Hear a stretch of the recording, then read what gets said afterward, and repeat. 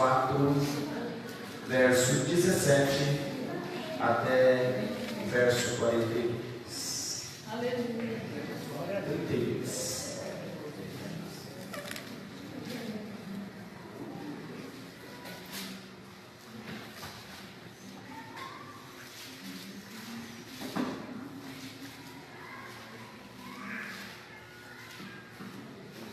Todos acharam?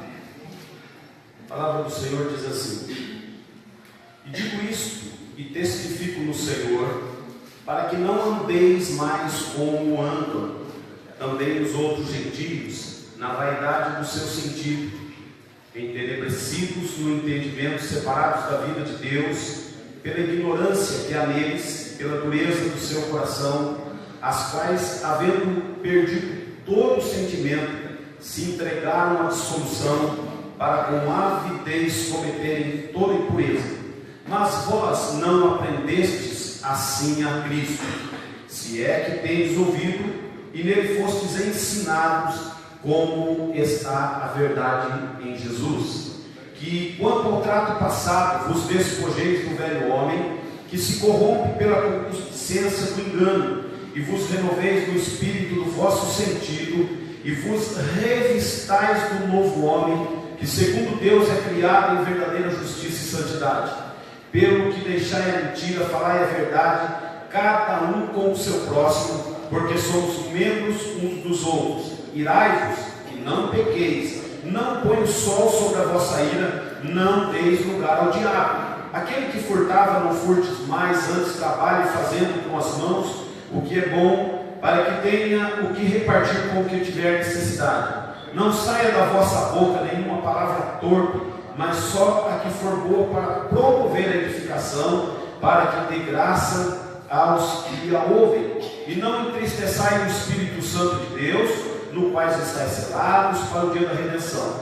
Toda amargura, ira, cólera, gritaria, blasfêmia e toda malícia seja tirada de entre vós. Antes, sede uns para com os outros benignos, misericordiosos, perdoando-vos uns aos outros, como também Deus vos perdoou em Cristo. Amém? Amém. Feche os teus olhos. Senhor nosso Deus, nós lemos, Pai, a Tua palavra, e nós pedimos, Deus, que haja graça, Deus, sobre a nossa vida, amando o Senhor, Pai, e que nós consigamos, Senhor amado, transmitir, através da ação do Espírito Santo, tudo aquilo que o Senhor tem ministrado ao nosso coração. Que Deus amado, tudo aquilo que é meu, que pode atrapalhar, que pode impedir, tentar impedir o mover do Senhor neste lugar, Pai, caia por terra agora, para que Deus, a mão poderosa do Senhor, prevaleça, Deus, e o nome do Senhor seja glorificado. Que o teu servo seja só um canal, da qual vai passar aquilo que o Senhor tem para falar à igreja. E Deus, só isso, e nada mais, mas o nome do Senhor tem que ser glorificado nessa noite. Tanto agradecer em nome de Jesus. Amém. Irmãos, quinta-feira passada, Deus ministrou muito ao meu coração, quando nós trouxemos a você aqui 10 mandamentos de um coração sarado. Nós falamos algumas coisas que precisam haver dentro de nós. Aleluia. Mas algo Deus tem ministrado ao meu coração, porque eu creio que todos nós que estamos aqui nessa noite da bênção, tem um propósito no teu coração. Você tem algo que está aí dentro, e você talvez olha, e você diz assim: olha, o caminho da minha bênção está chegando. Como a mulher lá do fluxo do sangue, quando ela olha para Jesus, e ela é motivada a ir a Jesus, e ela vai até Jesus, e sai de lá abençoada, renovada, restaurada, ela sai de lá com a bênção na mão. Mas irmãos, algo tem me inquietado, porque nós chegamos até Jesus, somos tocados por Ele, o milagre acontece, mas o que vem a partir daí?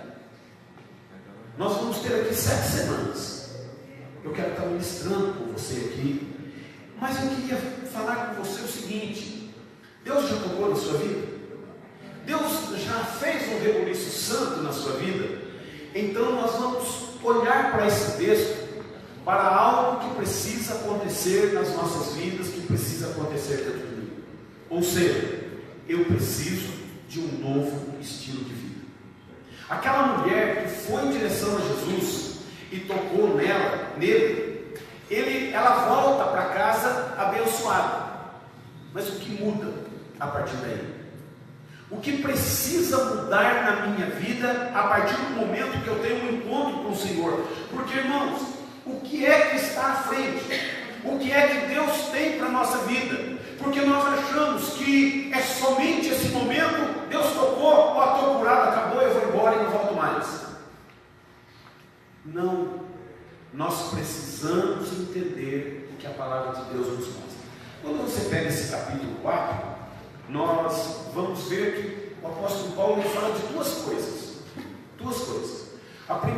Na primeira parte, ele vai falar sobre a unidade da igreja.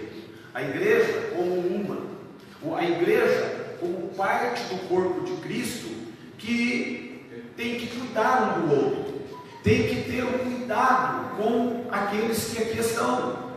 Irmãos, se nós perdermos de vista esta questão do cuidado, esta questão de estarmos cuidando um do outro, ela vai gerar alguns problemas. Mas Paulo fala isso, mas a partir do verso de número 17, ele trata de uma coisa interessante, porque ele vai tratar com a pureza da igreja. A igreja que agora toca em Jesus, a igreja que é alcançada por ele, ela precisa pensar na questão da unidade, mas ela precisa pensar na questão da sua pureza. Por quê? Porque quando Pedro diz assim, sede santo, porque o Senhor é santo, ele está dizendo algo para a igreja o seguinte: vocês estão lidando com um Deus santo, então precisa ser santo, não pode levar de qualquer jeito, não pode ser de qualquer jeito. Irmãos, e quando nós olhamos para esta carta, e eu vou ser assim talvez mais rápido do que você espera, eu quero chamar a tua atenção, porque nós vamos pensando em algumas coisas, e Paulo, ele tem aqui pelo menos 3 pontos dentro dessa mensagem, que ele aponta para a gente. A primeira coisa que eu quero que você entenda, que ele vai admoestar a igreja, ele vai chamar a atenção da igreja. Olha no verso 17, nós vamos ler aqui alguns versos. Do verso 17 ao verso 19 diz assim: e digo isso e testifico no Senhor, para que não andeis mais como andam também os outros gentios na vaidade do seu sentido. Irmãos, vamos olhar isso aqui. Paulo está chamando a atenção agora da igreja, que ela tem que ter um padrão, um comportamento diferente daquilo que acontece lá fora. Aí você pode falar para mim, Carlos, mas é noite da bênção, e eu estou aqui unicamente para ser abençoado por Deus, e eu vou embora. Mas você acha que Deus quer só isso para a tua vida? O problema nosso é que nós só queremos uma bênção, mas Deus tem algo eterno reservado para cada um de nós. E quando você começa a pensar naquilo que Deus tem para a sua vida, Ele primeiro precisa mudar o estilo de vida que nós levamos.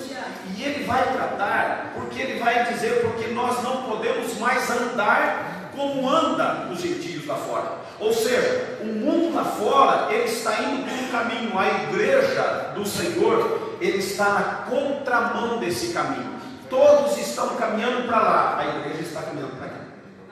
Por quê? Porque aqui está o Senhor, e ela caminha em direção ao Senhor em santidade, numa novidade de vida. E Paulo, ele vai dizendo que aqueles que estão lá fora estão entenebrecidos no entendimento, separados da vida de Deus pela ignorância que há neles, pela dureza do seu coração. Ou seja, o mundo, ele toma uma decisão, como nós tomamos a nossa decisão. A decisão do mundo muitas vezes caminha em direção, ele vai contrário a Deus, mas com o coração duro. E não há lugar para Deus. Não há lugar, porque o coração se torna como uma pedra, se torna duro. E aí, irmãos, nós temos alguns problemas que vão acontecendo. E estes problemas que acontecem aí, você vê como é que está a situação de muita gente do país. Nós começamos a querer isso para a nossa vida. Você quer ver uma coisa? Como que nós somos tendentes a essa questão daquilo que se oferece no mundo? Eu tive uma experiência comigo. Alguns anos atrás, eu resolvi que eu queria lutar karatê. Eu não estou querendo, irmãos, dizer aqui, falando, não, então essa arte tem que ser abolida. Eu só quero dizer para você o que aconteceu comigo. Eu escolhi e fui lutar karatê. Depois de velho, eu entrei e queria lutar. Você vai falar, mas para que você queria isso? Não, eu queria experimentar esse negócio. E minha esposa dizia assim, Carlos, vai orar. Para que você precisa disso? Eu falei, estou treinando, estou me sentindo bem. Eu tenho um problema na coluna e está resolvendo. Irmãos, e eu fazia aquilo com muito prazer. Eu me dedicava com aquilo lá. Só que um dia nós tivemos que ir procurar uma criança no meio do mar. 2h30 da manhã, eu estava no meio de um canavial, com um frio intenso, e nós estávamos procurando aquela criança. E havia muita gente procurando. 2h30 da manhã, eu parei no meio do canavial e eu disse, Deus, eu tenho algo muito importante na minha vida. Eu abro mão se o Senhor me der essa criança de volta. Se o Senhor nos colocar ela nas nossas mãos viva, e o Senhor nos permitir achar essa criança. E eu disse para Deus assim, o karatê se tornou algo muito importante na minha vida. Eu abro mão disso para o Senhor abençoar a vida dessas crianças que nos dá. Irmãos, 6h30, aquelas crianças foram achadas. Ninguém entendeu como é que aquelas crianças conseguiram sobreviver, porque era uma criança de 4 e uma de 2 anos. Ninguém consegue. Aí nós falamos assim, mas nós se reunia, a gente dizia um para o outro assim, não consegue sobreviver, muito frio. E naquela noite, nós se reunimos em volta daquelas crianças e nós perguntamos para a menina de 4 anos, como que você, aonde você foi, como que você dormiu? Ela disse assim para nós, foi escurecendo, e eu fui na beira do carreador, e eu puxei a palha, e eu deitei e pus minha irmãzinha por cima, e nós nos cobrimos com a palha. Irmãos, eu fiquei olhando naquela criança de 4 anos e na outra de 2 anos. Eu falei, Deus operou aqui. Aí você fala, cara, o que tem isso a ver? Que as coisas do mundo, você precisa aprender a abrir mão para as coisas de Deus. Porque eu poderia ter dito para Deus o seguinte, olha, Senhor, eu não abro mão do que eu tenho, mas eu quero aquela criança.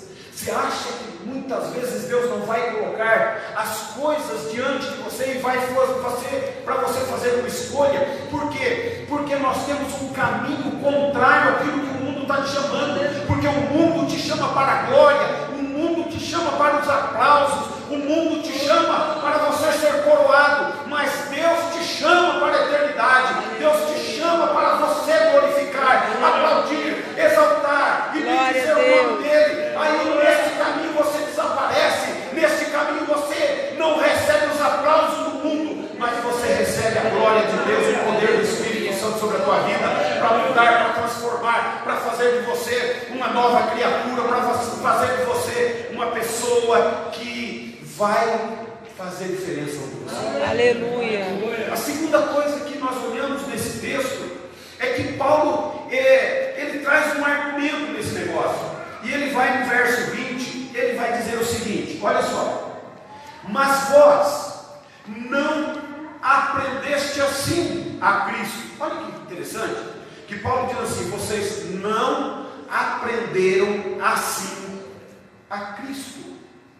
Irmãos, aqui vem uma coisa muito interessante. E eu pergunto para a igreja: que tipo de relacionamento você tem com Jesus?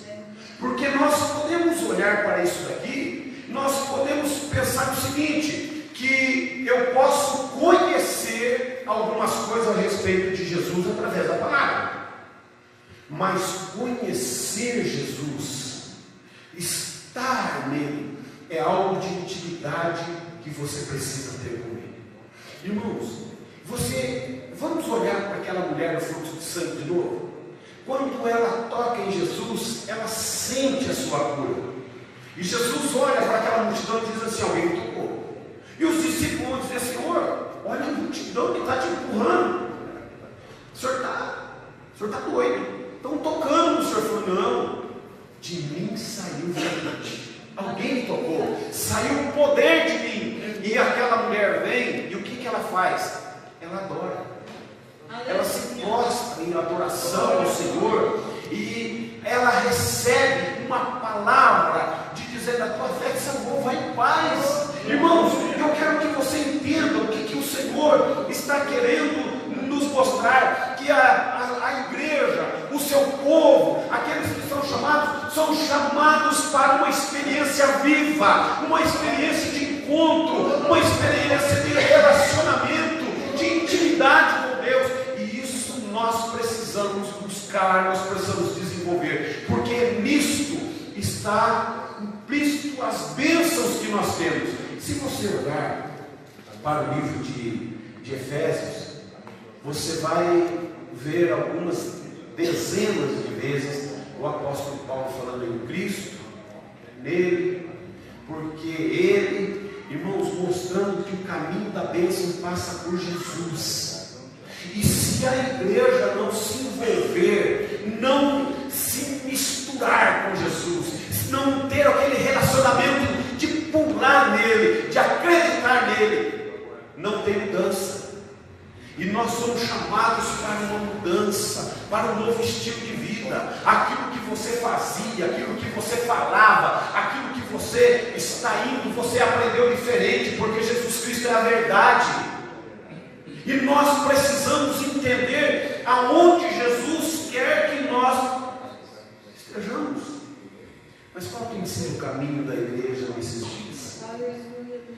Qual tem sido o caminho que nós estamos tomando nesses dias? Somos desafiados a se lançar em Jesus. O verso de número 21, ele diz assim: se é que o tendes ouvido e nele fostes ensinado, como está a verdade em Jesus. Olha só, que quanto ao trato passado, vos despojeis do velho homem, que se corrompe pela concupiscência do engano. Antigamente, eu estava corrompido. Eu estava num caminho diferente. E o apóstolo está apontando para a igreja que ela precisa tomar uma posição. E eu quero dizer a você que está aqui hoje, porque nós vamos ter 7 semanas, ou seja, nós vamos ter algumas semanas pela frente, ouvindo a palavra de Deus, e eu preciso me centrar a ela, eu preciso estar no prumo diante dela, porque há uma bênção esperando pela tua vida, há algo que Deus quer fazer na tua vida, irmãos, mas precisa passar pela palavra de Deus, nós precisamos ser respaldados por ela, nós precisamos estar sendo edificados sobre ela, porque quando você abrir a sua boca, a palavra de Deus vai se cumprir. E Jesus diz assim: e tudo quanto pedirdes, Ele vos concede. Tudo. Irmãos, não é alguma coisa. Jesus diz que tudo quanto você pedir, Ele te dá. Aí você fala: mas cara, será que Deus te dá tudo? Se você estiver conformado na palavra, se a palavra de Deus achou lugar no teu coração, quando você abrir a tua boca, o Senhor te responde. Aleluia. O Senhor faz maravilha. O Senhor realiza milagre. O Senhor transforma a tristeza em alegria. O Senhor renova. O Senhor restaura. O Senhor faz algo tremendo por você. Amém? Então, entenda o que Deus quer para a sua vida. Mas, irmãos, tudo isso que Paulo fala, ele aplica isso. Aí nós vamos pensar o seguinte, porque nós precisamos ir lá no verso 25 que diz assim: pelo que deixai a mentira. Ou seja, se Jesus Cristo entra na minha vida, Ele tocou na minha vida. Quinta-feira eu disse para algumas pessoas que foi um divisor de águas para mim. Porque, irmãos, eu estava caminhando, assim, parece que acuado. Umas coisas acontecendo, parece que assim, ia matando a minha vida espiritual. Mas quinta-feira, quando eu saio daqui, meu coração se renova, se restaura. E o que acontece? O que eu vinha passando parou aqui porque eu recomecei. Eu recomecei olhando para o Senhor e me trouxe de volta uma alegria. Então eu quero que você entenda o que Paulo agora quer aplicar ao nosso coração. Escute isso. Ele vai no verso 25, ele vai falar de algo que vem acontecendo. Ele tocou, ele abençoou, ele mudou a sua vida. Este novo estilo de vida vai trazer para você o quê? Olha só: pelo que deixai a mentira, falai a verdade, cada um com o seu próximo, porque somos membros uns dos outros. Verso 26: irai-vos e não pequeis, não se ponha o sol sobre a vossa ira, não deis lugar ao diabo. Aquele que furtava, não furtes mais, antes trabalhe fazendo com as mãos o que é bom, para que tenha que repartir com o que tiver necessidade.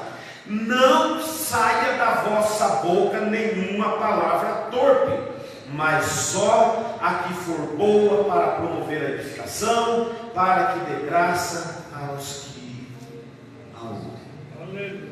Então nós precisamos entender que Paulo vai apresentar para a gente alguns princípios que precisam ser aplicados na nossa vida. E o primeiro deles fala que nós devemos deixar a mentira. Irmãos, aí você fala assim: não, mas agora eu sou já crente.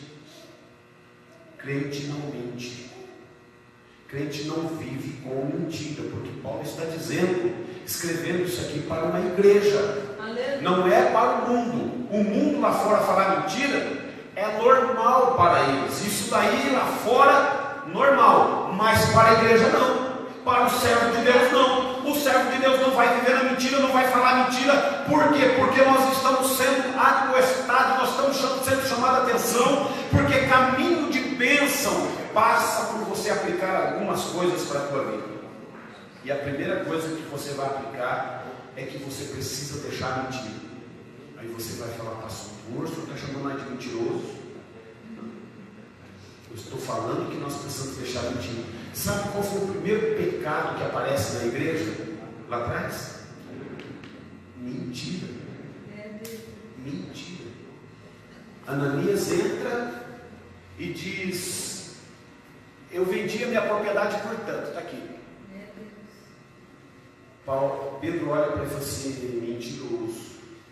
E ele morre. A mentira traz morte. Safira entra e ele pergunta: você vendeu tua propriedade por tanto? Ele falou: claro. Cai morta ali. E eles dizem: vocês não estão mentindo ao homem, vocês estão mentindo a Deus. Por isso que o crente é sim, sim, não. Que passar disso é procedência maligna. Isso me traz a lembrança do meu pai da fé. Ele tinha lá um corcelzinho e ele foi vender. E a esposa dele começou a falar, falou assim: você acredita que o Biru foi vender um carro e chamou o cara e falou: olha, esse carro tem um problema aqui, tem um problema aqui, tem esse problema, vem aqui para me mostrar para você esse carro tem esse problema aqui, e foi lá e falou: tem um podre aqui. E e esse carro apresenta este problema. Ela falou assim: não vai vender o carro. Está contando tudo. Aí ela falou assim: misericórdia. O homem olhou para ele e falou assim: pela sua sinceridade, esse carro me serve e eu vou levar ele. Quando ele entrou, a mulher dele olhou para ele e falou assim: você está louco? Falei: por quê? Você falou tudo no carro tinha. Eu falei: mas eu não posso mentir. Eu mentia lá atrás. Quando eu não era crente, eu vendia as coisas para os outros estragadas e falava que estava bom. Mas agora não, agora eu sou crente. Irmãos, e aquele homem dando testemunho dentro da casa dele, dizendo: eu não vou vender coisa para os outros estragados. Será que nós estamos fazendo isso? Será que nós estamos sendo verdadeiros? Não é diante do irmão, é diante de Deus. Porque é o seguinte: eu posso enganar a irmã, mas eu posso enganar a Deus? Não pode. Então, nós precisamos entender que mentira, ela precisa cair por terra. Segunda coisa, tem um negócio aqui que Paulo fala e a gente fica pensando em algumas coisas. Ele diz: irai-vos e não pequeis. Mas será que a gente pode ficar irado? Será que a gente pode, perdão da palavra, espumar o canto da boca? De tão bravo que eu fico. Irmãos, se você olhar para a palavra, você vai perceber que Deus, Ele não tem prazer no pecado. Sim ou não? Sim. Deus não tem prazer, Deus se ira com o pecado. Por quê? Porque Ele não aprova. Ele não tem prazer no teu pecado. Mas Ele tem prazer na tua justiça, na forma como você é. E quando Paulo está falando, irai-vos e não pequeis, nós vamos então perceber que pelo menos dois tipos de ira está aqui apresentado. A primeira é uma ira justa. Você vai falar: mas que ira justa é essa, né? Você quer ver um negócio?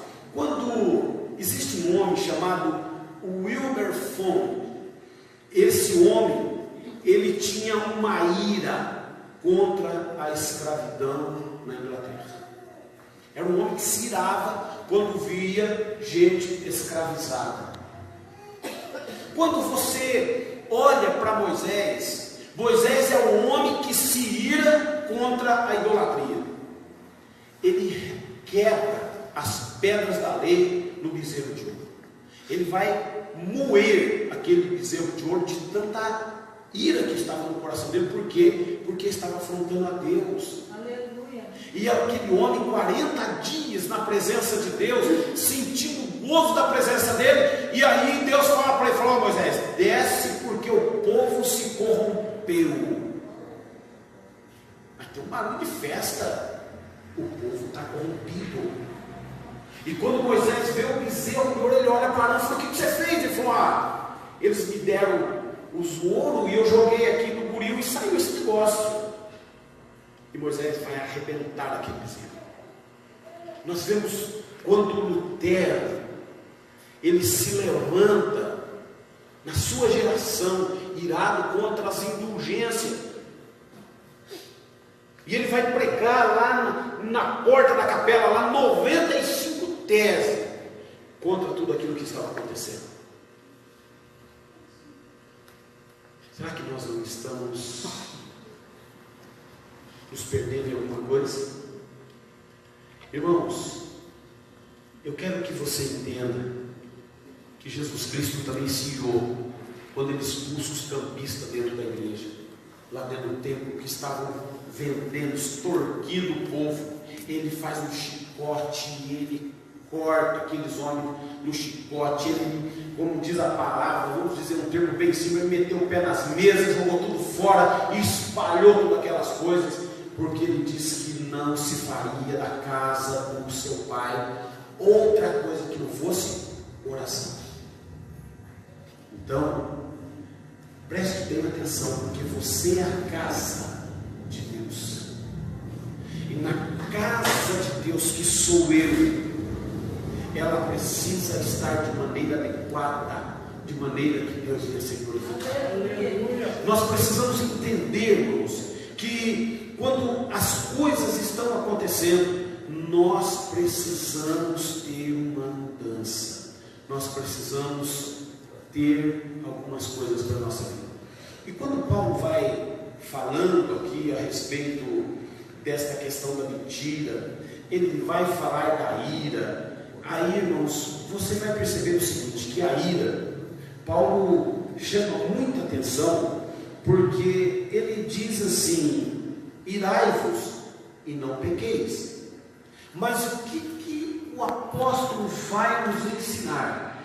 Ele vai nos mostrar aqui pelo menos 3 aspectos negativos que estão envolvidos com a questão da ira. Primeiro, ele diz assim: irai-vos e não pequeis. O aspecto negativo é que a tua ira, ela não pode levar você ao pecado. Aí você vai falar assim: ah, mas o que acontece com essa ira da gente não pecar? Irmãos, você já ficou irado? Exceto o pastor? Já? Então, eu vou falar uma coisa para você. A ira que você sentiu, e que nós sentimos, porque você é humano, você vai passar por esse negócio, não tem para onde você correr, mas olha só, ela precisa ser livre do orgulho,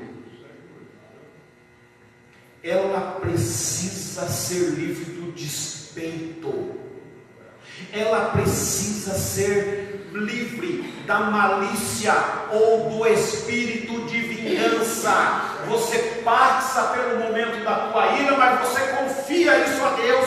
Você ficou irado, vai orar e vai dizer para Deus tirar esse negócio do coração, porque muitas vezes há uma ira acontecendo dentro da igreja, e eu vou olhar para você, eu vou sentir raiva, eu vou virar as costas para você, eu vou não olhar mais para você, eu vou rejeitar você, eu vou virar as costas para a tua necessidade. E isso vai acontecendo dentro da igreja. Infelizmente, nós não observamos o que está dizendo a palavra. E eu quero dizer para você que o caminho lá no final é uma bênção. Mas se você não andar conforme aquilo que a palavra de Deus ensina, você não chega no caminho da bênção, porque você vai começar a tomar um outro caminho. Irmãos, e nós estamos diante de Deus nesta quinta-feira, porque nós temos um alvo. Eu quero ser abençoado por Deus, eu quero ser tocado pelas mãos dele, mas a ira que entra no teu coração, ela precisa ser entregue na mão de Deus. Amém, igreja? Amém. Aleluia. Nós vamos então pensando a outra coisa que ele fala que é negativo, que está relacionado à questão da ira. Ele diz assim: não pequeis, não se ponha o sol sobre a vossa ira. Oh, Deus do céu! Cadê os homens? Dá um tchauzinho assim. Os maridos. Já dormiu virado do outro lado, do outro esposo? Não? Um dia, 2, uma semana, 15 dias. A Bíblia está dizendo: não se ponha o sol sobre a vossa cabeça. Isso daqui é um princípio que tem que ser estabelecido. E aí o que nós fazemos com esse negócio? Nós olhamos e dizemos: esse negócio não é para mim, é para o meu, é para o fulano. Irmãos, isso é para a igreja. Aleluia. É para o homem, é para a mulher, é para o jovem. E nós deixamos a ira entrar no coração, e ela vai causar o que dentro de você? Se você deixar esse negócio, vai virar amargura. Nós discutimos com o irmão, nós damos de dedo na cara dele, falamos uma verdade para ele, saímos todos cheios, o irmão magoado. Vai gerar uma mágoa, e depois esse negócio vai passar anos. Eu ouvi alguém dizendo, falou assim: viu, parecendo conversa com a irmã faz muito tempo. Como é que vai chegar no céu? Como é que eu vou olhar para a cara do irmão e vou dizer assim: eu não vou conversar com você, eu não gosto de você? Irmãos, eu quero ser abençoado. Então a igreja precisa aprender a perdoar. A igreja precisa aprender que quando você olha no olho do irmão, você vai falar assim: ele errou. Abençoa o nome de Jesus. Ah, porque eu também piso na bola. E a palavra de Deus está dizendo: não se põe o sol sobre a vossa vida. Precisa se consertar. E tem coisas dentro dessa igreja que eu fico olhando e falo: Senhor, não pode. Precisa ter conserto. Precisa ter uma restauração. Porque o Senhor vai derramar sobre este lugar as bênçãos. Mas se nós não estivermos dentro daquilo que Ele espera, como é que isso vai acontecer? Aí você olha para o irmão está abençoado, está lá nadando na bênção, e você fala assim: e eu, Deus? E eu? Aí Deus fala assim: perdoa, serva. Não, eu não posso perdoar ela porque ela falou, ela virou as costas para mim, ela não deu a paz do Senhor para mim. Eu não vou mais conversar com ninguém. A bênção está chegando e nós precisamos ter uma mudança. E outra coisa, depois o apóstolo Paulo ele fala assim: não deis lugar ao diabo. Esse negócio é sério, porque quando a coisa entra dentro do teu coração, nós começamos a abrir uma janela para o diabo. E essa ira entrando, quando ela entra e quando ela se torna injusta, esta ira vai gerar morte, porque você faz o que não deveria fazer. Então a igreja precisa aprender esse princípio e estabelecer ela para a sua vida, porque vai gerar vida. E vida com abundância. Aleluia. O Cristo está no meio da sua igreja. O Senhor é o sumo pastor da sua igreja. E eu vou dizer uma coisa a você: quando a ovelha é rebelde, a gente ouve assim alguns comentários que ele quebra a perna dela. E ela vai ficar manquejando do lado. Você não tem o dia de correr para onde não vai, tem que andar do lado dele. Então, não deixa Deus quebrar a tua perna. Não deixa Deus tratar com você na altura daquilo que tem que ser tratado, porque o Senhor está dizendo para você não se dar lugar ao diabo, tem que dar lugar ao Espírito Santo. E ele é eterno, Ele é meio, Ele é o Senhor que opera no nosso meio, e Ele está derramando sobre os nossos corações o amor de Deus. João diz isso, que Deus é amor, e o Espírito Santo derrama sobre os nossos corações o amor de Deus. Tira o ódio de dentro do coração, joga fora e diz: Deus, enche de amor o meu coração, de paz, de alegria, de prazer, Deus, pela vida. E para de ficar fazendo coisa que não. O diabo anda se espreitando, e se ele achar uma porta, ele entra. Lembra que Jesus disse que quando o demônio vai embora, ele anda por aí. Aí ele fala: vou voltar para minha casa. E a Bíblia diz que ela encontra a casa varrida e adornada. Está tudo limpo, perfeito, bonito. Mas está sem Cristo, sem a presença do Espírito. E ele diz: eu vou voltar e levo mais 7. E o estado daquela pessoa vai se tornar pior. Então, não dê lugar ao diabo, mas dê lugar ao Espírito de Deus. Deixa ele operar na sua vida. Uma outra coisa que diz aqui, irmãos, é que no verso 28, que quem rouba, não rouba mais. Sim, mas você viu alguém roubando? Não rouba mais. Ah, mas ele fazia por... Não faz mais. Aleluia. Trabalha. Vai conquistar. Verdade. Vai fazer diferença. Depois o apóstolo Paulo ainda nos leva o seguinte: a palavra torpe que sai da sua boca. Você solta a palavra, não? Não? Glória a Deus. Minha filha saiu, deixa eu contar uma história para vocês enquanto ela não está aqui. Ela era pequenininha, e um dia ela olha para mim e solta um palavrão. Eu falei: um dia que você xingar de novo, você vai tomar um tapa na boca. Minha sogra catou ela no colo e falou: por que você xingou o papai? Eu olhei para ela, Não precisou. Ela levou um tapa na boca. Pastor, pergunta se ela xinga.